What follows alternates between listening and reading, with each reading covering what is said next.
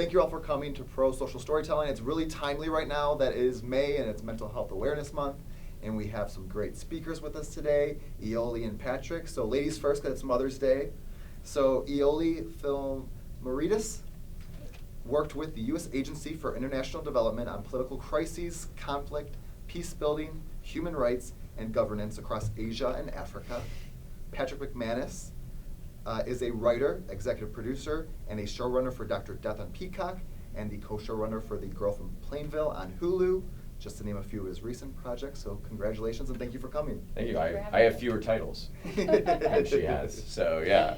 Good job for having us. Thank you for having us. Yeah, of course. HBO, for instance, has always had a right? Like fewer content, less content, but like quality, and then let it bleed out a little bit, right? Sure. I think that's a good model personally. And I will just say to what you were saying before, because I do want to, I want to,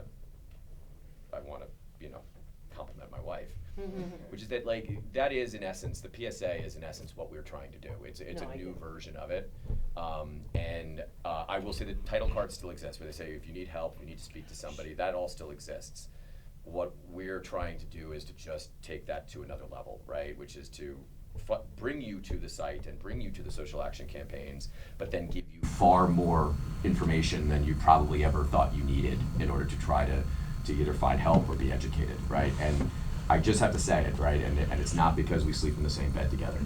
I am so impressed by everything that Ioli and my sister did as it relates to these pro-social campaigns, because all I did was say, we should do something philanthropic. Anybody want to do something like that? You know, and then I get to be like, yep, I created that. Yeah. But I didn't. I mean, the weeks and the months and that Ioli and Kelly spent piecing these together is just extraordinary. And they're paving a new road that shouldn't. It's so simple. It's so obvious. But they're doing something special. And I just get to hold on to their coattails, which is fine by me. So. Well, thank all of you. No, thank you Good for work. asking. Thank you. Yes, go ahead. Hi, yeah, my name's Phil. I live here in Denver. Used to work with a lot of nonprofits and direct and manage nonprofits. Then, because I was a film major, eventually was like, okay, I'm going to be a creative now. So I started Wolf Hat Creative, which is a value-driven storytelling and media and advocacy company, and mostly work with nonprofits to tell their stories and help them achieve their missions. But I've started getting into narrative, screenwriting, and all of that. And as I develop these stories, I'm just wondering, since you mentioned bringing in nonprofit organizations to help with the story or help with the show, I'm wondering if you could say a little bit more about that, because I have an idea for like a mockumentary, but I want to have it be value-driven and involve different issue-based advocacy nonprofits and things. And I'm wondering if you have any best practices and tips for working with nonprofits on this story.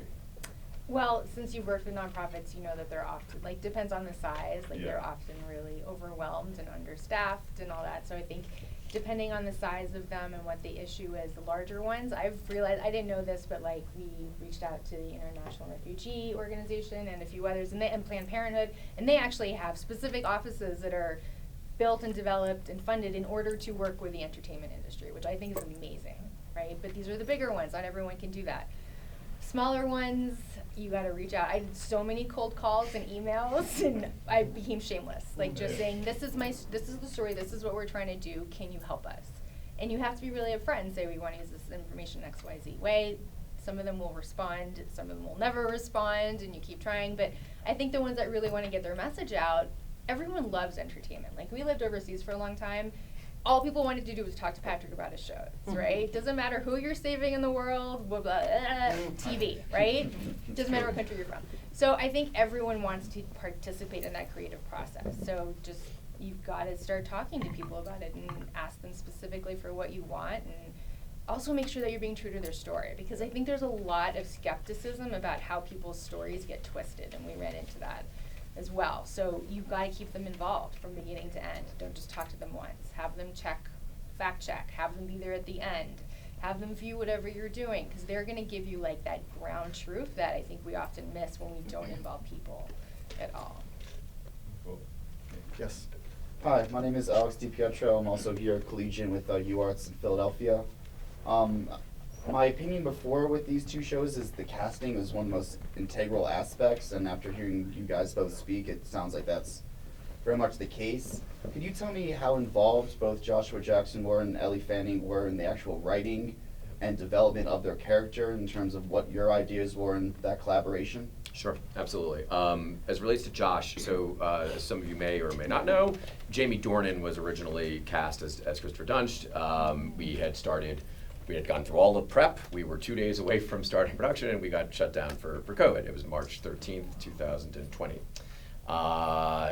My birthday's March 15th. It was a really, I got to go home for my birthday, so that was nice. For 4 months, I got to go home for my birthday. And then over the course of the pandemic, Jamie he couldn't do it. And so we went on like a sort of a rabid hunt for new Christopher Dunst, and I had just seen Josh in When They See Us. He had this like tiny little role, but integral, and I was like, oh, I've never seen him like be like that before, and that's what triggered Josh. We had written all the scripts. We were like ready to go, but Josh was 100% from the day that before he signed on, he and I met for 4 hours over 2 days to discuss his involvement.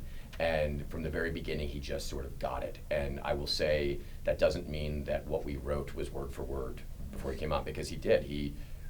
When you have got a good actor, right, or good actors who are true collaborators and aren't just about them, which is both Elle and Josh, then anything that they're pitching to you, even if you don't take it, you know it's coming from a place of genuine, like they want to figure out how to either understand it better or they want to be able to get to the audience better. And so Josh was absolutely, every day he and I would talk about the scripts and figure out how we could make them better. And Elle, I met with Elle before there was a pilot. It was just me and Elle and all of her reps. There were like 400 reps at the Chateau Marmont. And this is before Liz came on. Liz came on shortly thereafter, and she had a lot of thoughts, right? And the way I see it, I am highly collaborative, and that is not me patting myself on the back. That's actually me being lazy. Because if I have to do it all, then I have to do it all, and I don't want to do that, right? So I welcome, and I never take it as an insult or a slight when an actor says this line doesn't make sense. Because at the end of the day, they're the ones who have to say it, and they're the ones whose faces are up on those billboards, and they're the ones who are on Jimmy Kimmel and SNL, and they're promoting the shit out of it. No one gives a shit about the writer. So you better hope that your actors are invested in it from the beginning. And Elle was literally from the beginning, before there was a script. And she had lots of thoughts, and rightfully so, because she needed to figure out this very difficult character out. And I'm not using that as like a euphemism of her being a pain in the ass. She is genuinely one of the kindest, loveliest, again, intelligent, and obviously talented human beings. There was nothing that was ever like, oh, well, that doesn't make any sense. It always made sense. So. If I can add too, they were both really important in terms of spreading our campaigns as well. Like they agreed to push it out on it. Elle has the biggest following I've ever seen. It's kind of crazy. That's insane. Yeah, so I mean, and Josh was so eloquent in speaking about patient safety. Like I was listening to an interview with him with a Canadian organization, and he just kind of went off. It's like he'd been studying for it for years. But you get someone who's passionate and involved, and that comes out not only in their work, but in afterwards in promoting it. And it's not just about promoting the show, it's about promoting the issues, which I think is really important as well. 100%, absolutely. One last question? Go ahead. Thank you so much for coming and speaking. I've really enjoyed your show. I have a question around the writing process. My name's Rhea, I'm also a screenwriter. With such heavy topics that particularly what we've gone through the last 2 years might be like really hard to digest with everything we're all experiencing collectively as a society, how do you find and think about when you're writing ways to bring in levity, ways to bring in something that will give breaths in the story, but that aren't irresponsible or aren't making light of things? Like how you get that balance, how you think about it when you're writing in a room? It's a great question, and it's honestly, it's something that it's like you were at the coffee. All of you were at the coffee with Liz and I.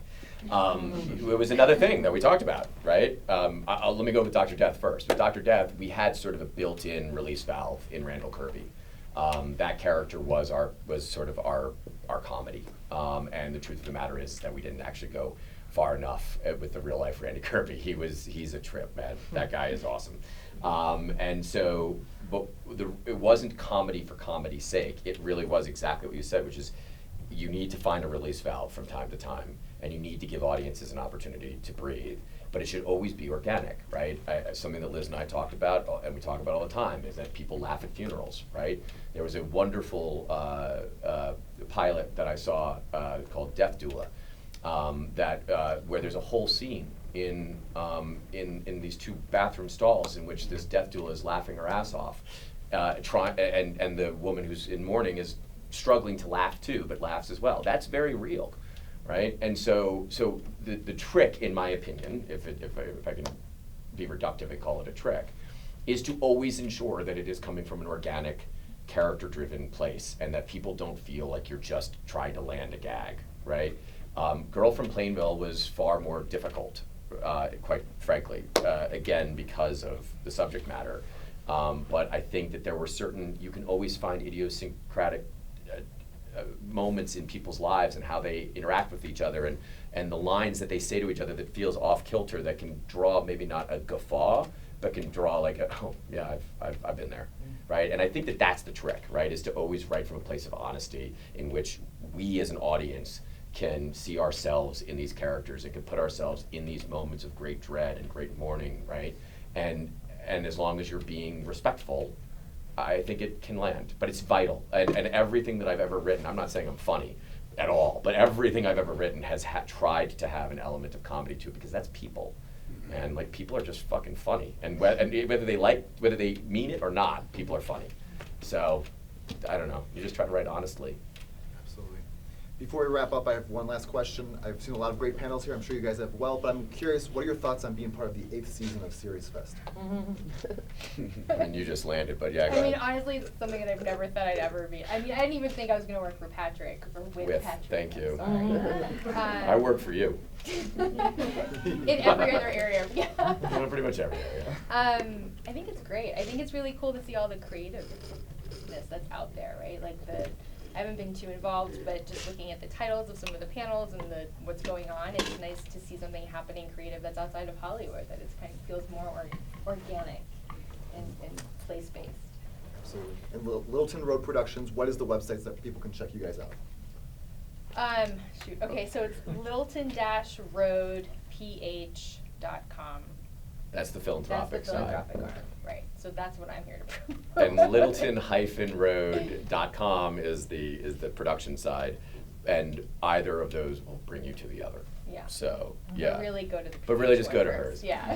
By the way, no shit, it's really gorgeous. Like, what they did is gorgeous. I did not design it. We have amazing Right. people that we work with. So. It's hard to get her to take any credit. Well, Meanwhile, I'm like... give me. Well, Patrick, Ioli, thank you for all that you guys do. Thank Thank you. you guys for coming. Thank you, guys.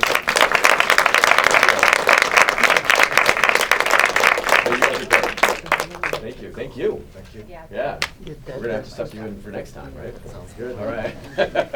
Thank you, everybody.